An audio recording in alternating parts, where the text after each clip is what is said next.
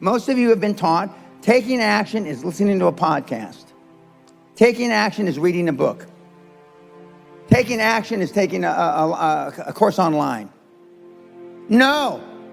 Taking action is pulling the trigger. You know, I say in 4 words what most people say in a book. Just fucking do it. And why don't people do it? They don't do it because most people don't want to get out of the comfort zone. They're comfortable. You know, when I tell students and groups, if I were you, anybody in the audience, and I could see a 17-year-old kid, multimillionaire, flying in his fucking jet plane, I'd be embarrassed. Teenager, no education, homeschooled, one of 10 kids. How can you, I don't care how you justify, I don't care what bullshit you can tell yourself.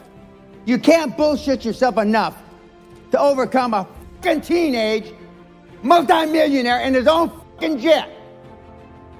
You can lie to yourself from now until Christmas, and you can't bullshit yourself over that. And that's only one kid. I got a jillion of them. What are you gonna do? Most of you ought to just, boom, blow the top of your fucking heads off. You can have anything you want in life as long as you work hard. Hungry for a better life. Hungry for change. So is that what it needs? You have to be hungry. You need to feel the pain. Growth only comes through pain. For those that have read about being an athlete, okay, no pain, no gain.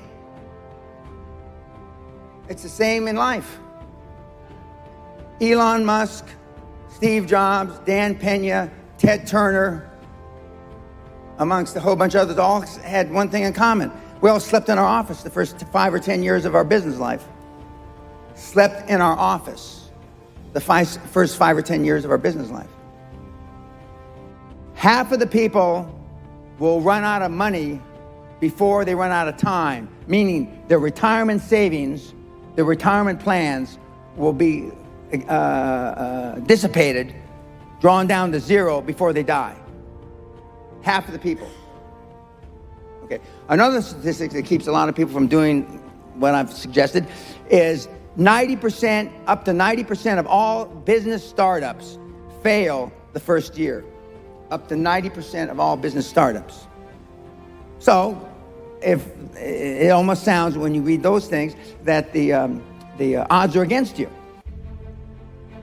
Well, no, I look at it just the opposite. I look that means that most of you aren't going to try. Not you, but I mean most of the audiences I speak to won't try. So that means the opportunities that are there are going to be more for me. The softer test was based on what kind of sacrifices are you willing to be super successful. 60 hours a week. Nobody is willing to work 60 hours a week to be successful. Nobody's willing to miss an anniversary, wedding anniversary to be successful. Nobody is willing to miss a holiday. If you booked a holiday and something important happened in business, would you tell your family to go on the holiday without you? And you're not going to go. Nobody said yes. And it's got 27 questions or 26 questions, and they flunked that test worse than the other test because you're not willing to make any sacrifices to be high performance. I still work 50, 60, I don't consider it work. I still work 50, 60 hours a week. And I haven't had to work in 35 years. Muhammad Ali, which used to be Cassius Clay, the great fighter, arguably one of the greatest fighters ever, he was talking shit since he's 14, 15 years old, I'm the greatest. Before he ever had a professional fight. In athletics, it's more accepted to talk shit. Okay? You've been trained, keep your head down, don't embarrass yourself, don't embarrass the family, don't say things that may not happen. And I do just the opposite. I tell you to set goals beyond your lifetime. I tell you to set goals as soon as humanly possible.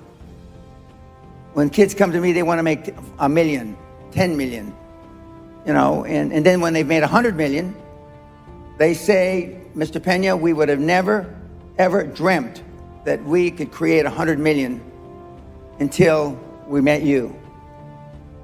You will never exceed your highest expectation.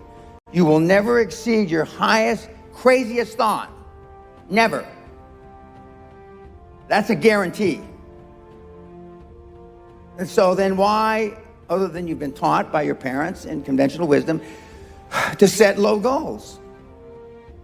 They've told you, the theory is you set low goals so then you can stair-step achievement and you won't be as disappointed when you fail. That's the theory.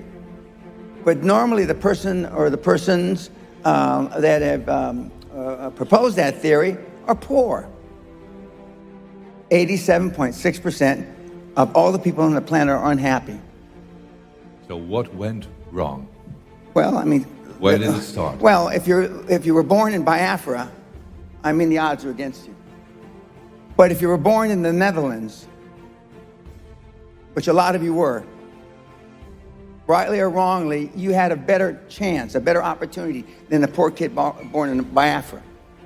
Okay? What have you done with it? If anything, you have not used the opportunities, whereas the people in the third, fourth, fifth world countries use those opportunities to be all they can be.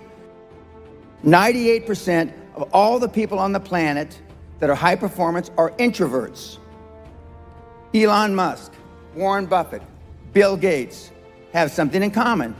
They're introverts, just like you. What means? Maybe we have to explain this more. Okay. Introverts meaning that you don't say what you really feel. Introverts is you don't act as if you really wanted to show the person that you don't disagree with them. Introverts are when your parents were telling you shit when you were growing up, you just put your head down and kept your mouth shut. And that's why you're introverted now as adults. As you can plainly see, I wasn't raised that way. My father said, if you've got something in your mind, it should come out of your lips. I just named 5 of the greatest names in business in the last 150 years. And they all have one thing in common. They're busters. They're hard as fucking nails. So is it a choice? Correct. To be tough. Firm but fair.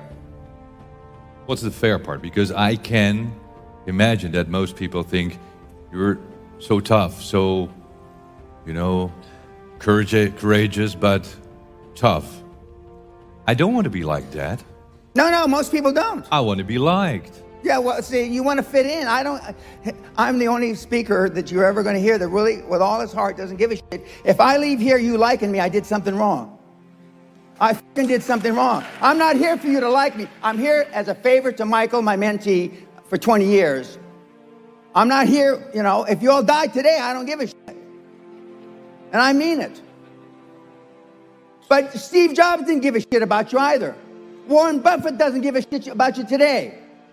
Elon Musk doesn't give a shit unless you're going to buy a Tesla car. Don't you understand? Don't you get it?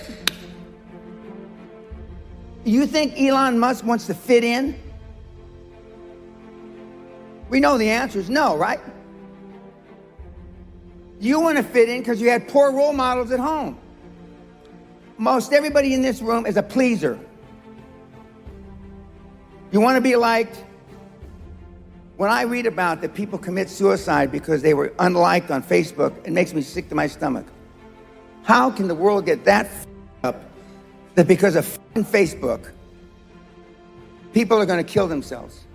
What have we come to? God Almighty. Don't you see there's something fundamentally wrong with that? In that regard, the Chinese, they're banning Facebook. But 98% of the high-performance people are introverts. 98% of the high-performance people on the planet, they want to be liked. 98%. We're talking, I'm at the cutting edge, the hard edge. He's not at the hard edge. He's someplace in the middle. But being liked doesn't get you a raise when you're working for whoever you're working for.